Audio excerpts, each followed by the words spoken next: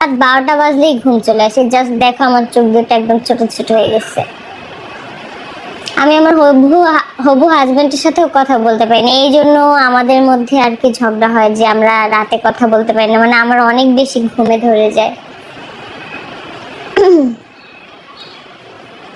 আয়াস কেমন আছে আপু? আলহামদুলিল্লাহ ভালো, আলহামদুলিল্লাহ। আমার প্রচুর পরিমাণে ঘুম আসতেছে, প্রচুর।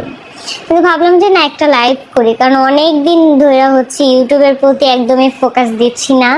বাট এখন থেকে প্রতিনিয়তই ভিডিওগুলো দিব, কারণ যেহেতু সামনে হচ্ছে বিয়ের কেনাকাটা করব, তো ভাবলাম যে ছোট ছোট ব্লগগুলো আর কি তোমাদের সাথে শেয়ার করবো, কারণ তোমরা এই ব্যাপারগুলো অনেক বেশি পছন্দ করো, শপিং করার ব্লগ, গোছানোর ব্লগ, সবকিছু। আপু আমার নামটা না।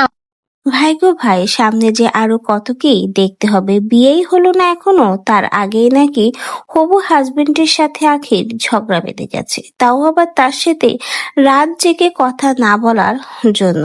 এই কথাগুলো কিন্তু আমি বলছি না, বলেছে আখি নিজেই। নিজেই আখি তার লাইভে জানিয়েছে আখির এখন বর্তমানে নাকি অনেক বেশি ঘুম বেড়ে গেছে, আর সেই ঘুমের জন্যই নাকি সে রাত জেগে তার হবু হাজবেন্ডের সাথে কথা বলতে পারে না। আর এতেই নাকি তাদের মধ্যে ঝগড়া বেঁধে গেছে। বিয়েই হলো না, তার ভিতরে মান অভিমান। বিয়ের পরে আরো কত কি যে দেখতে হবে।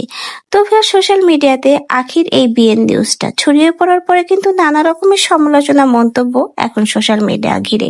অনেকেই বলছে এখনো বিয়ে হলো না, তাতেই এত নাটক। বিয়ের পরে না আরো কত কত নাটক দেখতে হবে, চোখগুলো বেচারা না অন্ধ হয়ে যায় আমাদের। আবার অনেকেই বলেছে আদেও বিয়েটা হবে তো, এই সবকিছু আহাত্মিসাকে দেখানোর জন্য আখির একটা প্ল্যান, এমনই সমালোচনা, মন্তব্য। তো ভিউয়ার্স, আপনাদের এই সকল কথা শুনে এবং আখির এই লাইভের কথাগুলো শুনে কি মন্তব্য? আসলে কি আদেও আখির বিয়ে হবে, না আখির যা করছে সবকিছু নাটক?